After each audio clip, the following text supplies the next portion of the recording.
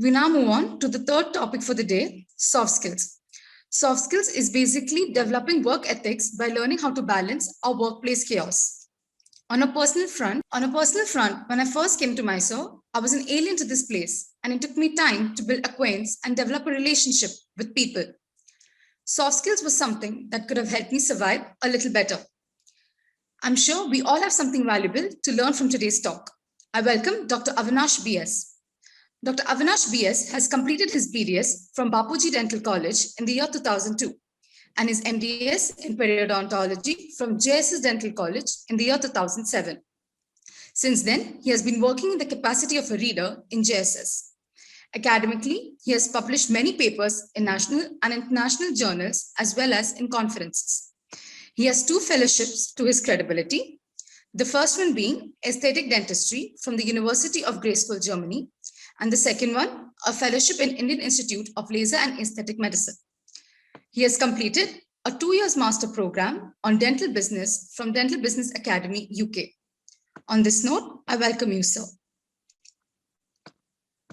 The panel member for this topic will be Dr. Sunita S. Dr. Sunita S. is currently serving as a reader in the Department of Public Health Dentistry in JSS Dental College, Mysore.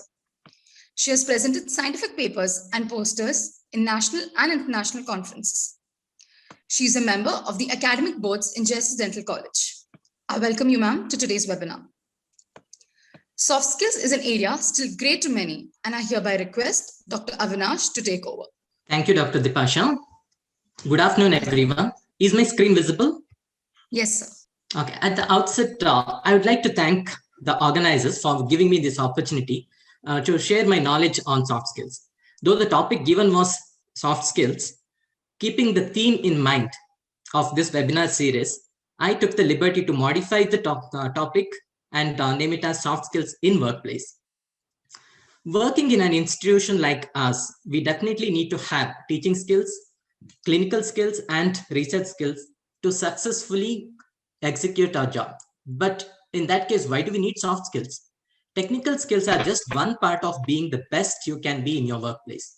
In addition, we also need to have soft skills to succeed in our workplaces. Soft skills are those skills that allows us to effectively work with others in the organization, no matter what your position is. Soft skills are equally important for a junior most staff to the head of the institution.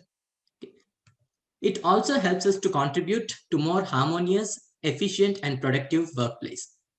Not only that, it also gives you job happiness and satisfaction. So what are exactly soft skills? In simple words, soft skills are personal attributes that allows us to effectively relate to others. Often we give importance to our technical skills and knowledge to progress in a career and often tend to neglect soft skills. Soft skills are directly transferable to any job, organization, or industry. It is worth the investment for both an individual and an organization to develop soft skills for better productivity at the workplace. Are these soft skills inborn or can it be learned? Okay. Definitely, the soft skills, any of the soft skills can be learned. Most of us tend to believe that soft skills are inborn. Some soft skills tend to come easily to some people, while some others may find it difficult. Contrary to the belief, soft skills are not inborn. It can always be learned. The reason some people have better soft skills could be because of the environment they are being exposed to, either at their home or at their workplaces. Just like any other skill, soft skills can always be learned. So once you learn, you have to master the soft skills. We may find some soft skills are difficult to learn. But as mentioned, soft skills can be learned, and it is easy and possible to, it is possible to master it as well. Let's take, for example, the first time we learned our cavity preparation, the first time we did our extraction, or any other clinical skill which we started for the first time. It wouldn't have been so easy the first time, but when we kept doing it, we became masters of it. Similarly, soft skills can be learned and practiced. The more you practice, the more you master it. All that you need to do is you spend time with people with better soft skills so that you can imbibe the knowledge from them. And Also, you have to practice it. You practice it in your day-to-day activities, day-to-day interactions, practice the soft skills so that you can make a progress in learning soft skills. You don't have to be a born empathetic person or a networker to master the soft skills. You can learn and build these throughout your career. Soft skills can be many. It not only helps in your professional career and workplace, but also it improves your personality as a whole. You tend to become a better person when you acquire these skills. However, in this presentation, I have listed out 10 essential soft skills needed at workplace. These are empathy, communication, teamwork, problem solving, time management, attitude and work ethic, flexibility, learning from mistakes, learning from criticism, self-confidence, and networking. So let's take this one by one. And my job has been made easier because Dr. Elsa has already presented communication skills and Dr. Chandrasekhar has already touched upon time management. So I'll be not concentrating on these two topics and I'll be explaining the other things. So let's take one by one. Let's start with empathy. So what is empathy? Empathy is perhaps the most important soft skill that we can develop for better interpersonal interactions. We often think that empathy is something which we identify with someone's pain or negative experience. But we can apply empathy in variety of situations. Developing empathy allows us to imagine ourselves in other person's shoes and to respond to others and even to vicariously experience others' feelings of emotions. When we demonstrate empathy, we create connections and others which can help to build teamwork and otherwise create shared goals. Empathy also helps us to forge stronger interpersonal connections between team members and colleagues. So empathy and emotional intelligence. Yesterday, we had an excellent presentation by Dr. Pooja on emotional intelligence. Empathy is one component of this emotional intelligence, which is also known as EI. Emotional intelligence is the ability to recognize and manage our feelings so that they are expressed appropriately. Exercising emotional intelligence helps to create harmonious and productive relationships. There are 4 key components to emotional intelligence. Self-awareness, that is the ability to recognize our own feelings and motivations. Self-management, the ability to appropriately express or not to express any feelings. Social awareness, your ability to recognize the feelings and needs of others and the norms of a given situation. Relationship management, our ability to relate effectively to others. Taken together, these skills make up our emotional intelligence quotient. This quotient measure is very important for you to show empathy and exercise soft skills in your workplace. Now let's understand what is professionalism. Very often, when we talk about professionalism, we think of someone who is cold, distant, or non-empathetic. But that's not true. In fact, many people have the sense that to be professional is exactly the opposite of demonstrating empathy and emotional intelligence. However, professionalism is a key soft skill and it does not require you to be unauthentic, distant, or detached. Professionalism is simply the ability to conduct yourself with responsibility, integrity, accountability, and excellence. Acting with professionalism also means seeking to communicate effectively with others and finding way to be productive.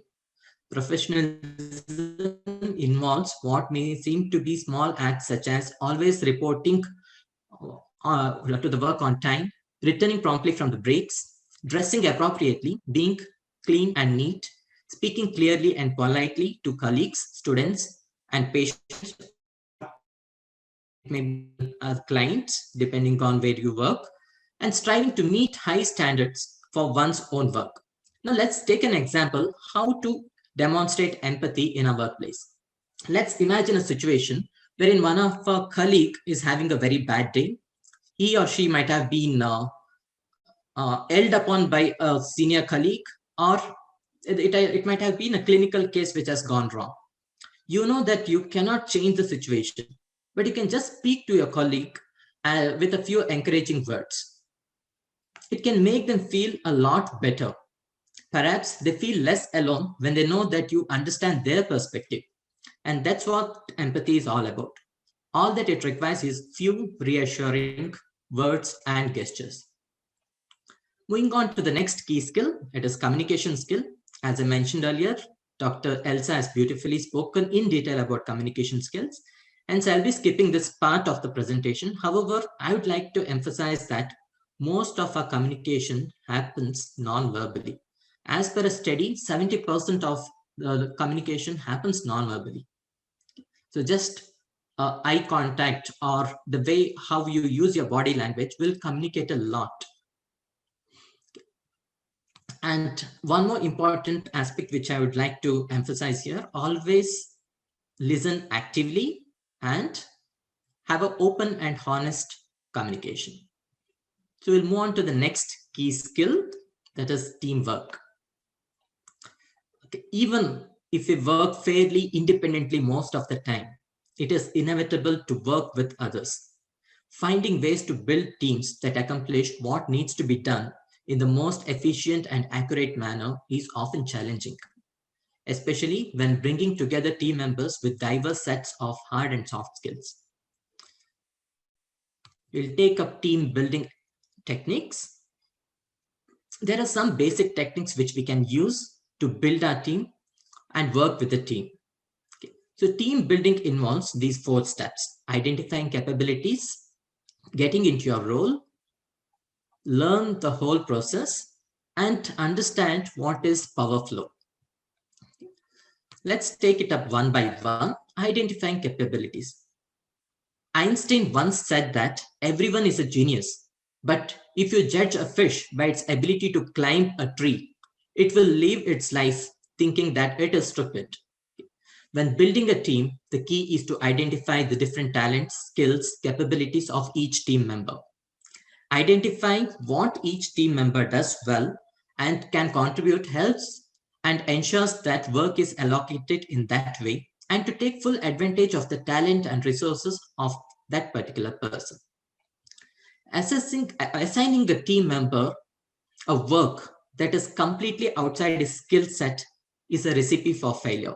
On the other hand, leveraging on diverse capabilities, skills, and talents on your team helps you to achieve maximum results. When you build or join a team, take time in the beginning to ask each team member what or he she brings to the team. What are the skills and abilities, relationships they have, which helps in running the department or executing a project. What does each person feel that they can do well? Okay. How can the team use all the talents and capabilities to achieve the best outcome? Once you're clear with once you have identified the capabilities of your team, then get into your role. Understand what is your role in the team. When you are given a role, it is very important to get into it. Be sure you know what is expected from you and what you can expect from others. Even if the role is new or a new skill for you, it is important to step into it. This also means you have to step out of others' roles. You might have played that role earlier, but now since you're not given that role, you have to step out of it. Use your communication skills to create open and honest dialogues with your other team members so that you all are on the same page. Be clear about where your role begins and where it ends. Teamwork can be challenging in the best of circumstances, but it is even more so when the roles are unclear. The key in creating team is clearly outlining what each person's role is and what it is not. Once you're done with that, get into learning the whole process. Knowing your role and stepping fully into it is a vital part of your teamwork. At the same time, it is important not to get isolated by doing only your work. Learning the whole process not only ensures that you understand your own role and accountabilities, but it also helps you to know what to expect from others. When you take time to learn the whole process, you'll be able to relate and contribute to your team in a larger context. Knowing the whole process also means you can help your colleague to troubleshoot if it arises. And your colleague can be of assistance to you when you need it. In worst case scenario, having every team of the, every member of the team know the whole process can help to step into another person to step into the role if there is any crisis. The best way to learn the whole process is to talk to team members and have regular team meetings. Take time to ask questions and listen actively to the answers. This not only demonstrates that you care about the outcome of the project, but that you are also interested in your teammates' success. Learning the whole process helps to build collaborative relationships among team members, which helps to enhance communication and overall productivity. Understanding the power of flow state. Okay. What does it mean? Psychologists define that flow state as a mental state that occurs when we are fully immersed in an activity.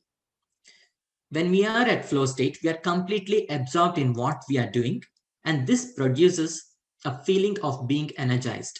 It is a powerful way to increase your productivity and of the team. We are most likely to achieve flow when we are engaged in a task in which our skills are well matched. How to get the flow state? The flow state comes from when you have clear goals and when you have focus on the process rather than the end product. That is when the flow state starts coming. Perhaps the most important key in achieving flow is to minimize interruptions when you're working. When we find the flow state, time seems to pass quickly without our noticing. We are also more likely to create accurate and high quality network with fewer errors because we are focused totally on what we are doing. A flow state may be a key aspect of mastering a new set of skills. Stretching our skill set and cultivating flow can be a great tool for professional development. Now let's move on to the next key skill, that is problem solving. Who doesn't face problem? Each one of us face problem either in our professional life or in our personal life, isn't it? No matter what your industry or your role is, problem solving is an integral part of your job. Whether the problems you encounter are big or small, you'll have to solve the problems every day. Learning how to apply problem solving skills helps not only to enhance productivity, but also helps to cultivate relationships by focusing on shared goals and solutions. So what are the steps in problem solving? First, define the problem, generate alternative solutions, evaluate the plans, and implement it and re-evaluate it. Let's take it up one by one. First, define the problem. You can't solve a problem if you don't know what the problem exactly is. The first step in solving any problem is to define the problem itself. Very often, what we think is a problem is only a smaller symptom of larger issue. So, take time to define the problem clearly, whether it is an interpersonal conflict or a hitch in a system. Figuring out what the problem is exactly and clearly defining it means you can move forward with solutions. This will actually solve it rather than just resolve the problems or temporarily stop the chaos. Taking time to define problem is especially important if emotions are running high and interactions are getting heated.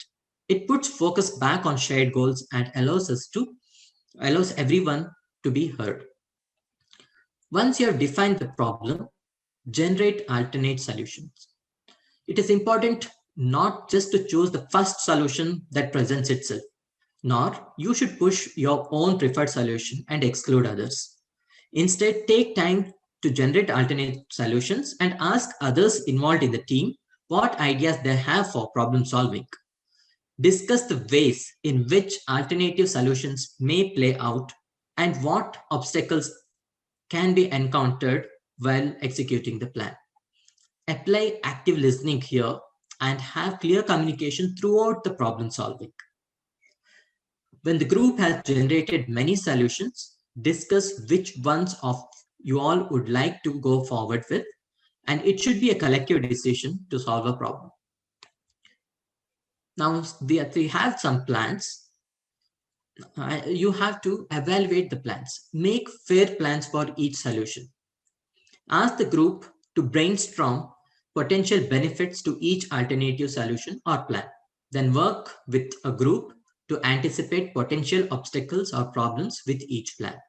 Based on these discussions, evaluate which plan offers greatest benefit with the fewer drawbacks. Also consider whether necessary resources that might be people, time, materials, or funding are available for each proposed plan. Narrow the list and work out on the most workable plan and execute it. Once you have narrowed down the plan, it is time to implement it. It is important to communicate clearly about how the plan will be implemented, what each person's role will be, and what goals are expected out of this plan. The other soft skills which we are developing here during this problem solving will be communication and teamwork. People must feel as though they are part of the solution. If you want them to buy into it, also provide a timeline and a plan, including when the plan has to be executed and when it has to be reevaluated. Reevaluation of the plan is a step that often gets missed. Sometimes what appears to be most workable plan may not play out so. When put into action, it is important to take time to reevaluate the plan once it has been implemented, or it has to be periodically implemented to see the progress of it. Depending on the results, you may need to make some changes to the plan or implement a new plan altogether.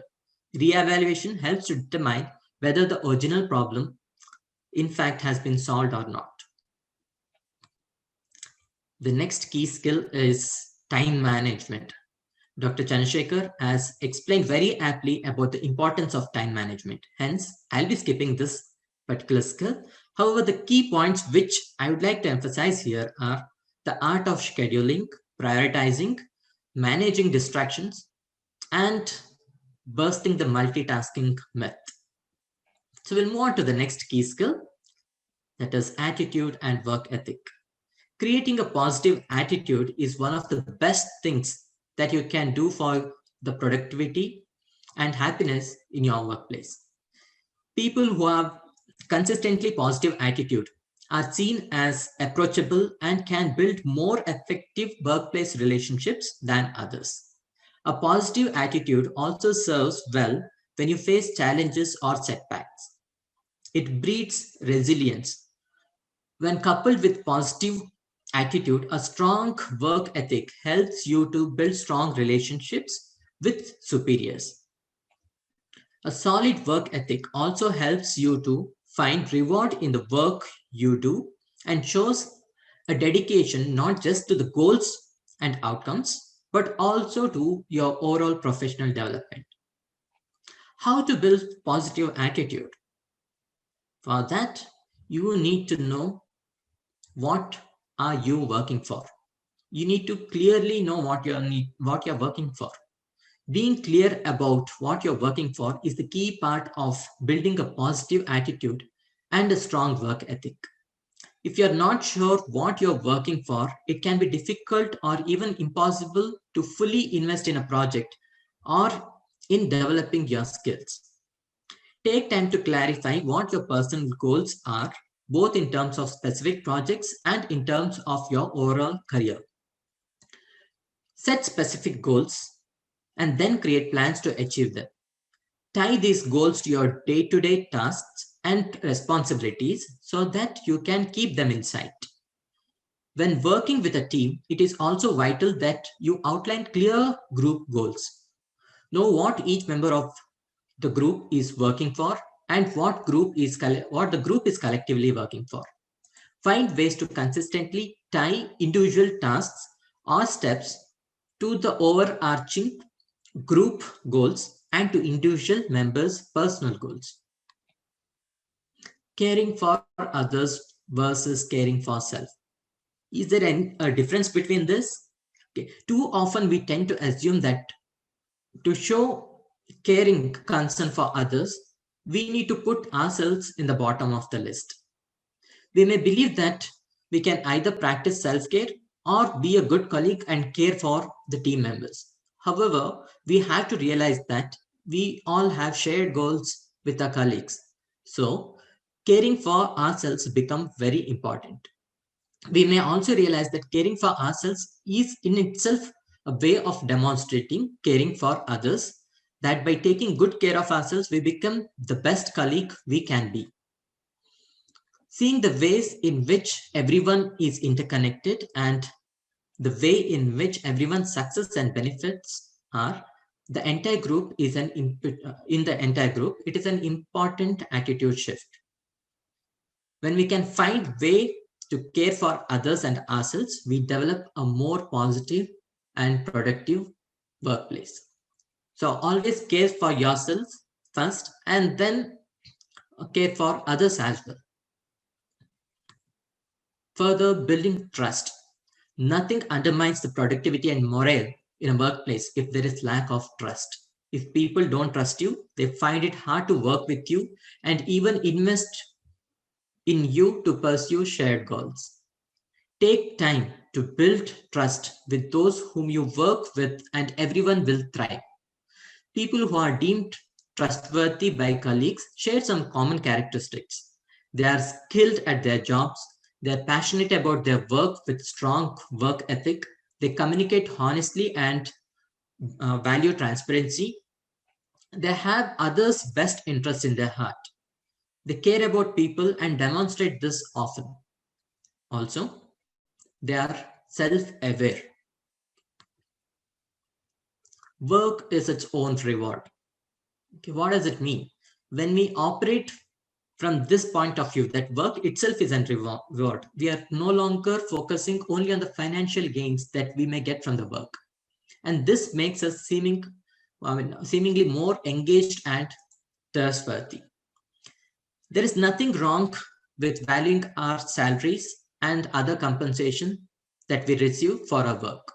However, when we take the focus of the material rewards for work, what we get, and instead focus on the satisfaction we derive from the work itself, we'll be able to grow and thrive better.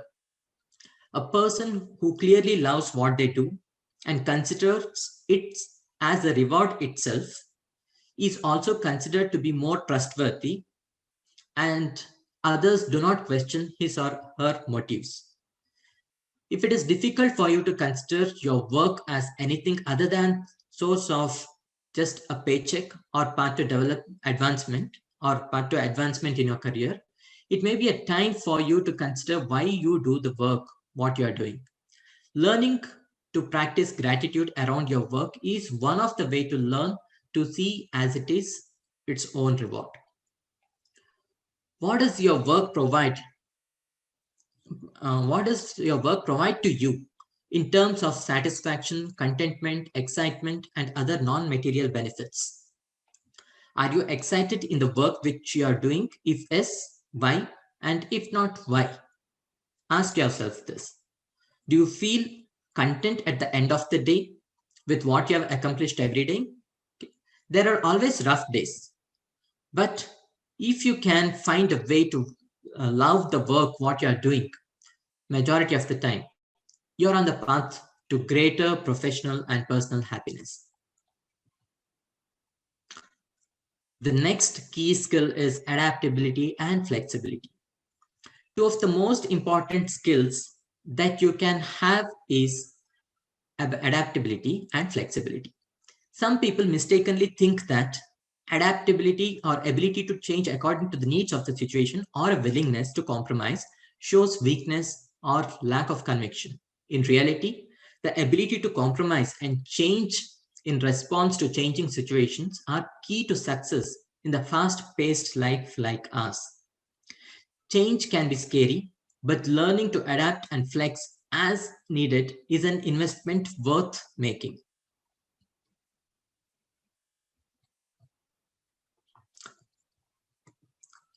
Getting over good old days syndrome. You might have often heard yourself telling, but that's how it has to be done. Things were better back when we were doing this.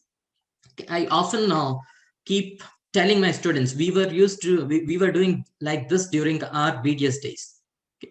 And also we keep telling to our students the education standards are dropping now. It was very high during our times, and we have heard our teachers telling the same to us. Most of us fall prey to this good old days syndrome. When we look back at the past and believe that everything was better then, this can pose a serious obstacle to our ability to adapt and change if we are convinced that old days were the best. We are unlikely to give new way of doing things a fair try when we find ourselves thinking that old days were the only days which were good. Give yourself a reality check. Ask yourself if things were really good as you think. Most of us romanticize the past. That is okay, but let's be honest with ourselves. Try to recall the obstacles, problems, or difficulties you had with the thing you are remembering is so good. And remember, there were people in good old days who were always telling that their days were good. We have seen our parents also telling this to us. Their days were good. So that may not be true. So what do we need to do is we need to accept the change and stop believing that it was only the old days which were good. Change your mindset. Change your mindset in managing the process. One of the most common situations which we need to change is flex and adapt when the process changes. In order to navigate the new process and help others to do the same, we need to change not only what we do, but also how we approach it. New technology, globalizing business, and changing needs all lead to changes in our work processes.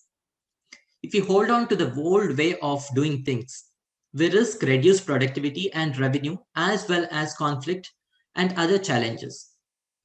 For example, there are still times when we write all our case history and case records on the paper, but the times have changed. Nowadays, we are compelled to use software.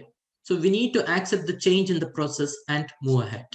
When we adapt to new process, we are not only learning a new way of doing specific tasks, but we are also demonstrating our ability to adapt to changing circumstances. We need to be open to learn new skills, and work with others. This pandemic has taught each one of us how to adapt. We probably would have laughed if someone had told that we would be conducting online webinar series like this. Further, changing to manage people. Managing people is not one size fits all ability. People need different things from a manager.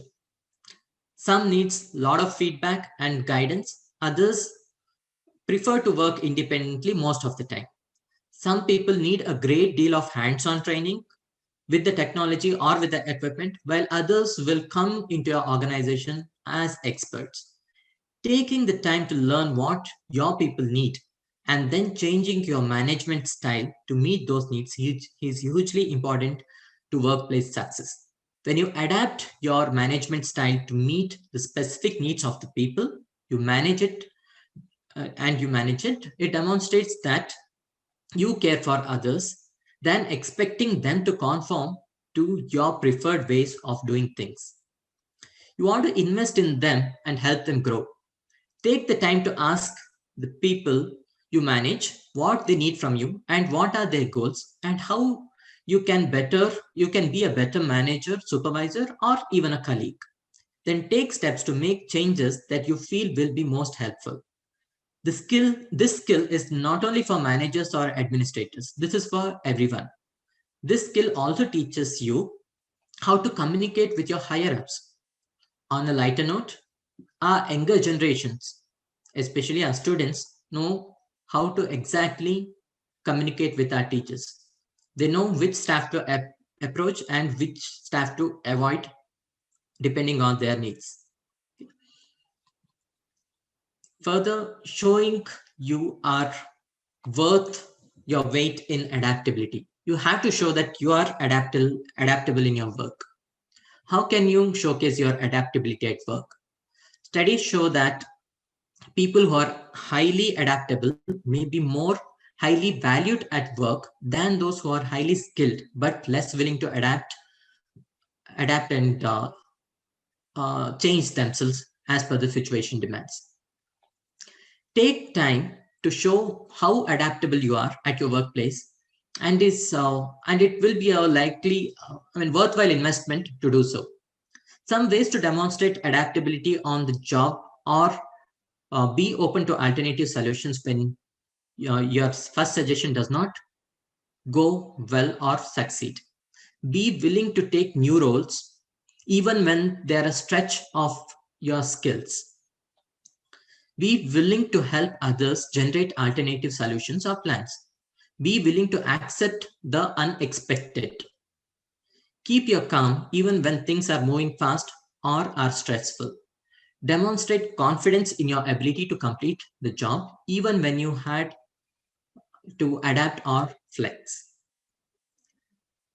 So by doing that, you can show that you are adaptable to any situation. Moving on to the next important skill, soft skill, will be self-confidence.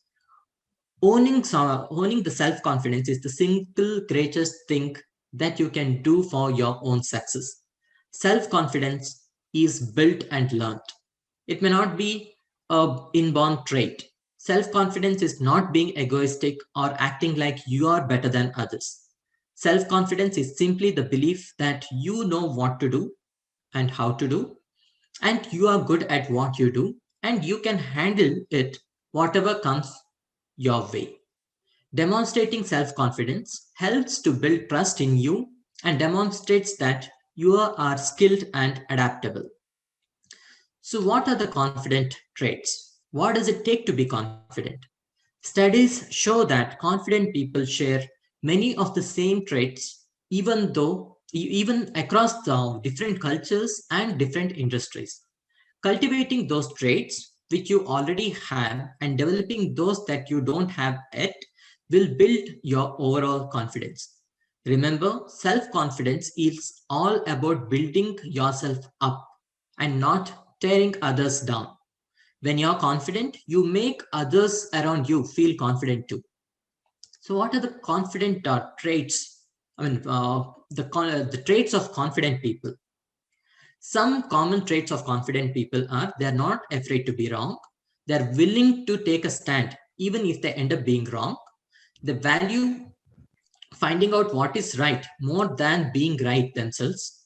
They listen more and they listen more than what they speak. They do not seek spotlight. In fact, they share spotlight with others. They ask for help when they need it. They think in possibilities and not in obstacles. They ask why not. They don't put others down. They're unafraid to look silly or foolish. They acknowledge their mistakes.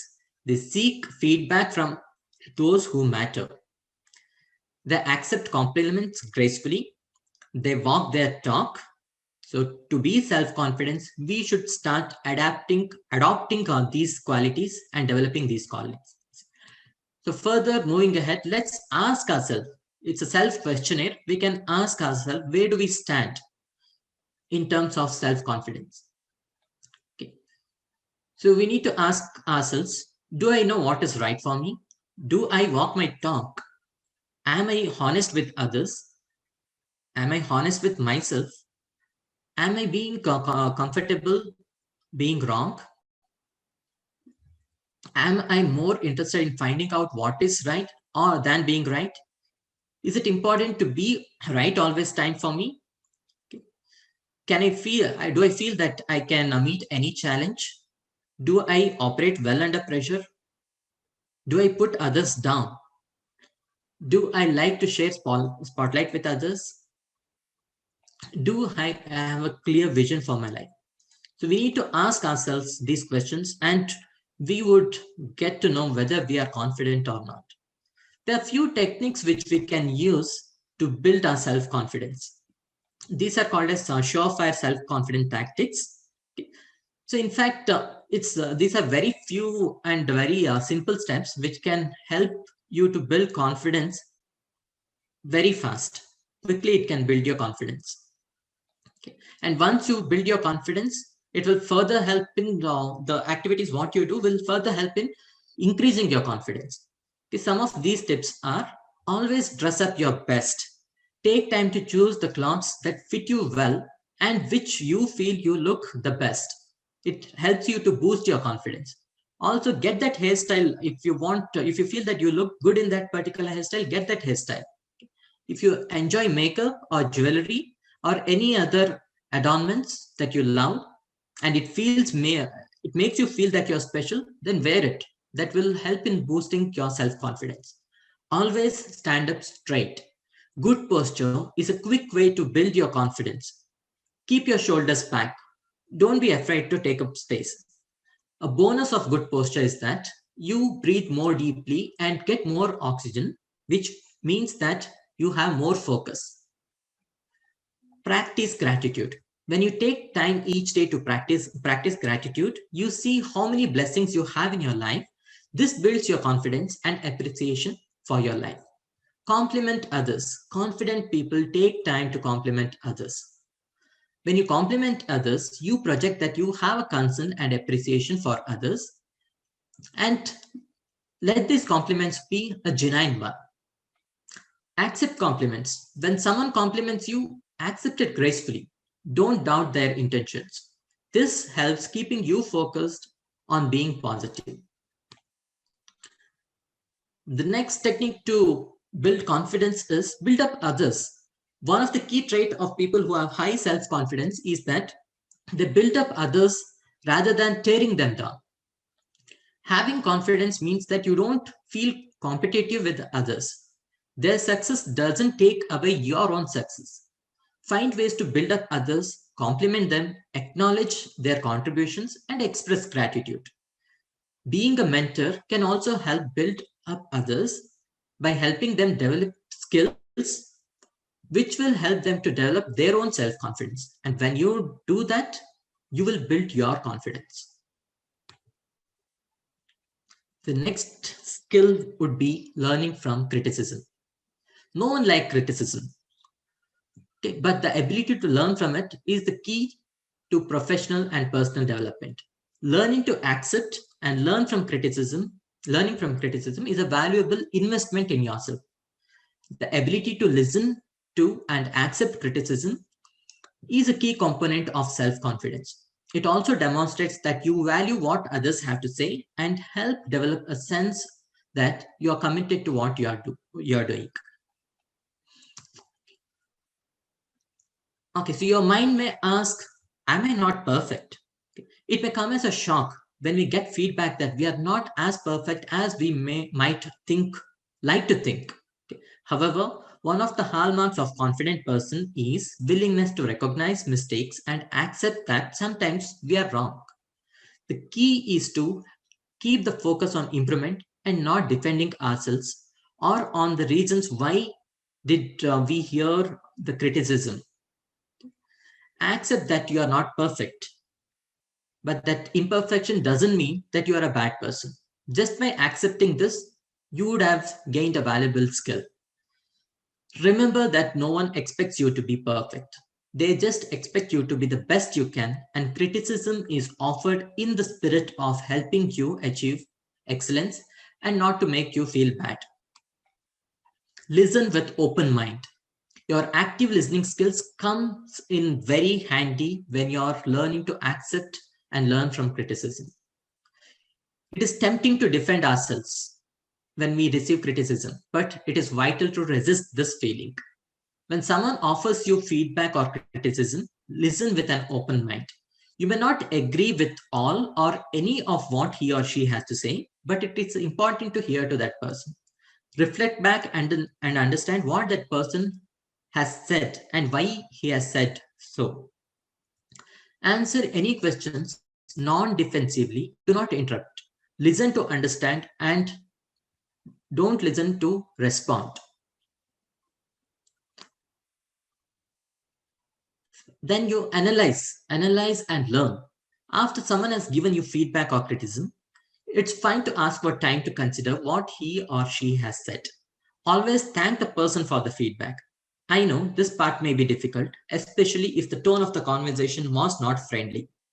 But if the situation permits, you can always thank the person for giving the feedback.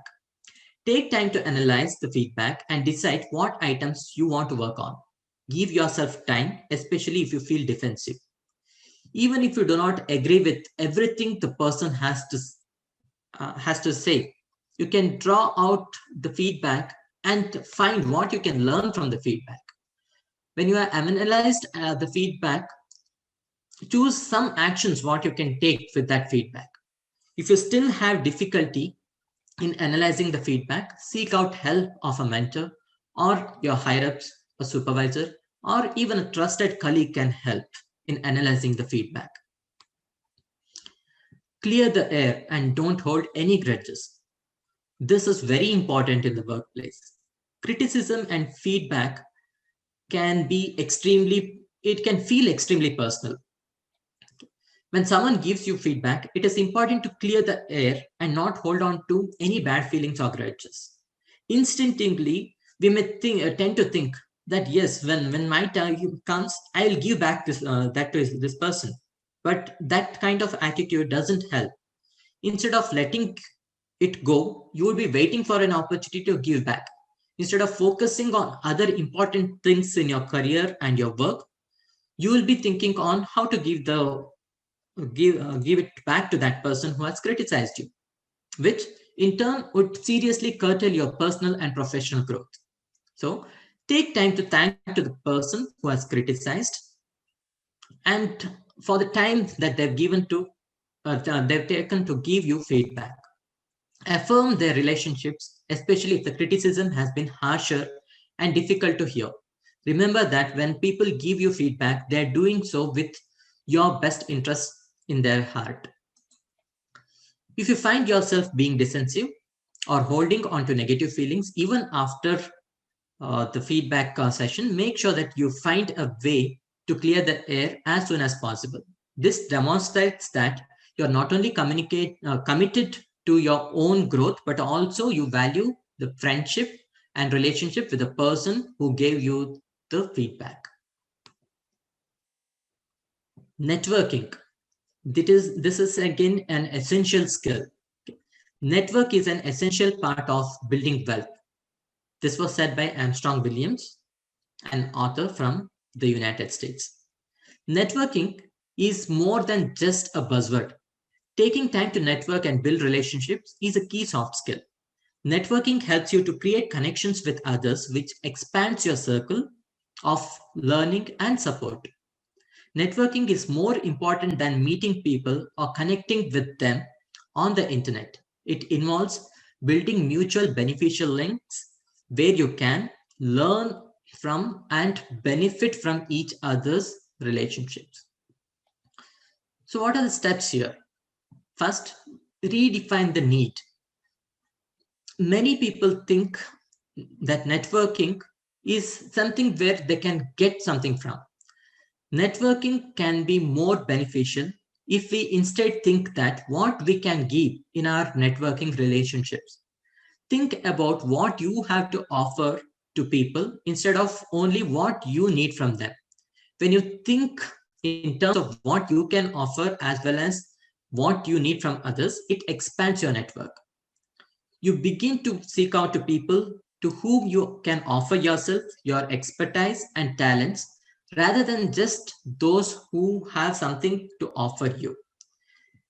Seeing yourself as someone with much more to offer also helps you to boost your self-confidence. Identify others' interests. When you network with others, it is important to identify their interests. This helps you to identify common interests and goals as well as areas in which you can offer yourself. When you meet a new person, ask about his or her goals and interests. Ask yourself how they mesh with your own goals and interests. How do they line up with the goals and interests of your organization? How can you integrate your interests with others to find common ground? What common goals do you have? How can you offer yourself to help others to reach their goals? How can they help you to reach your goals? Focus on ways in which your goals and interests integrate with others and helps to create a strong, powerful network. Networking goes beyond simple friendship. Further, reach out. To be able to network, you have to reach out.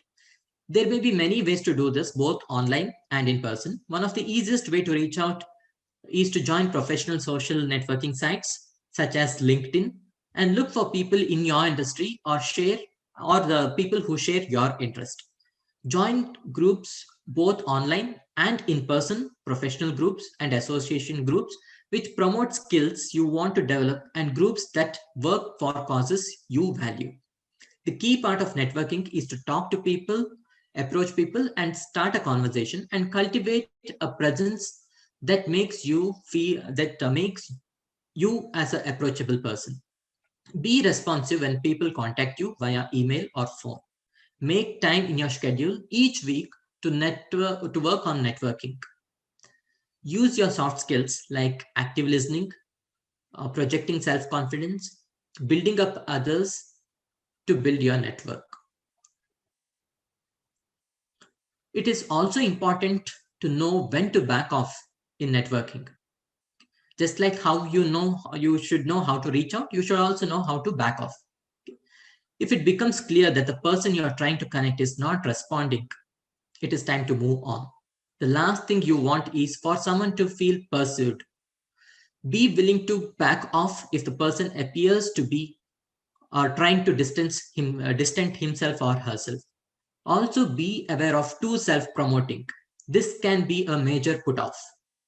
Note that you have much more to offer to others and that if someone is not wanting to build a relationship with you, networking relationship with you, it doesn't reflect on you or your worth as a person.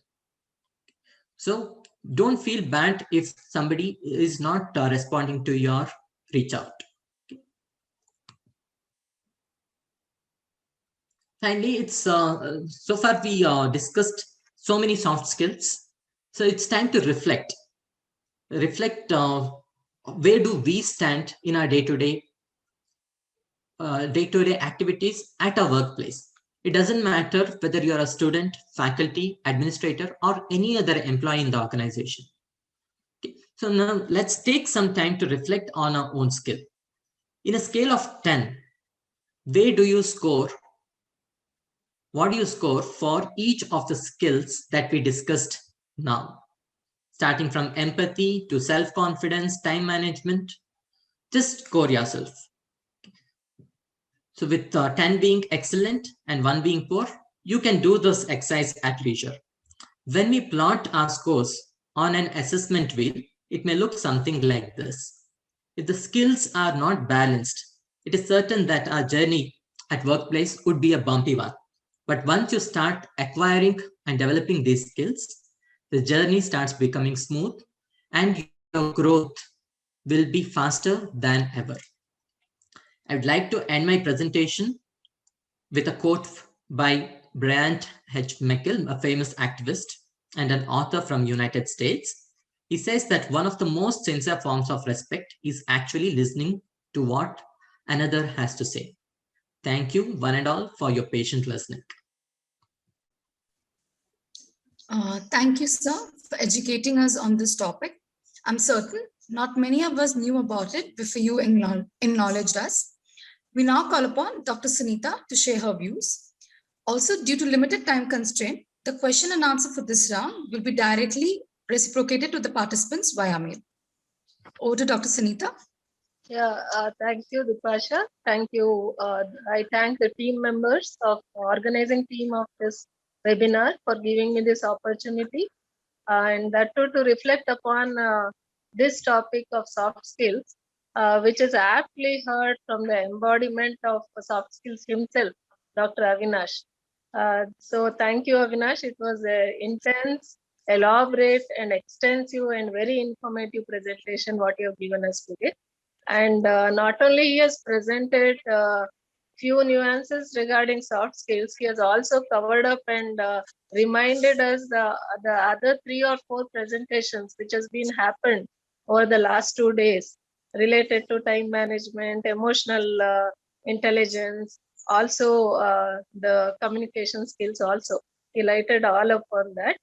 Apart from that, some of the pickup points what I got from this presentation was related to empathy. I also have, I came across somewhere a person with a lot of good emotional quotient uh, has embodiment of empathy themselves.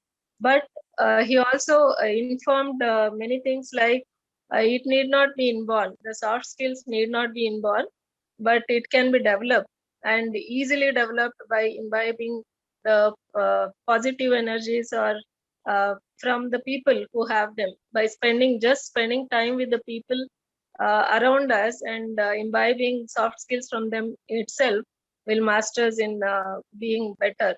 Though there are a lot of courses which are related to soft skills, I think Dr. Avinash has covered everything which needs to be learned related to soft skills, which needs a lot of introspections into ourselves, and we can be better in our soft skills. He also emphasized on teamwork, which is the need of the hour. Right now, we need to support each other in building up the team, and a good team leads to a better institution. So, a team spirit is very much necessary in each one of us to help the institution growth. So, apart from that, something new what I learned was flow state, what he informed us.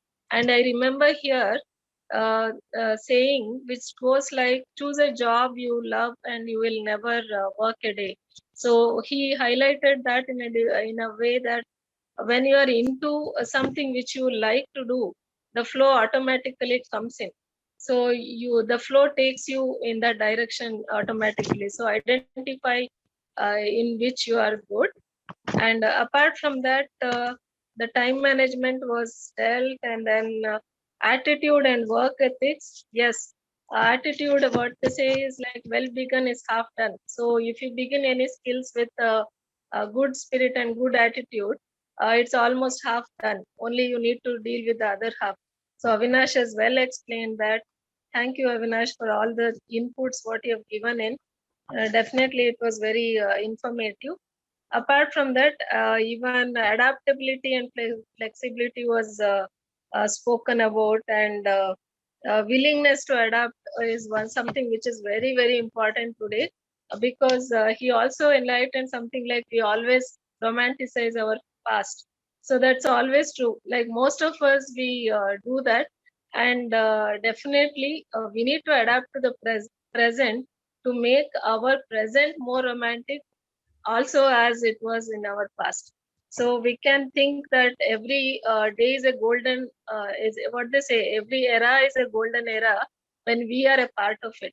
So better be a part of that time even today, so that our tomorrow will be cherished also. So thank you, Avinash, for all the inputs which you have given. Even, Very much. learning from criticism is something, yes, we need to, as they say, like, keep your friends close and enemies closer. So we get to learn a lot from our enemies. They push us, they encourage us, they keep telling us where we are going wrong, more than our friends who may just accept us as we are. So it's all like the whole soft skills itself is something which is needed from a small child to the adults and old age people also, like in a day-to-day life, and it's a part of our life in any activity we do. But what he highlighted, that soft skills in workplace was something which was a need of the hour for all of us. Thank you very much, Avinash, and I thank the organizers for giving me this opportunity to reflect upon his presentation. Thank you, Dipesh. Thank you, ma'am. We would like to thank Dr. Avinash and Dr. Sunita for an empowering and knowledgeable presentation on soft skills. We appreciate having this mysterious area clarified. As a token of gratitude, we would be presenting a certificate to Dr. Avinash. Thanks so much. Thank you, sir, for sparing your valuable time with us. Our next token of appreciation is to our panel member, Dr. Sunita S. Thank you, Dipesh. Thank you very much. Thank you, ma'am. Thank you for being with us.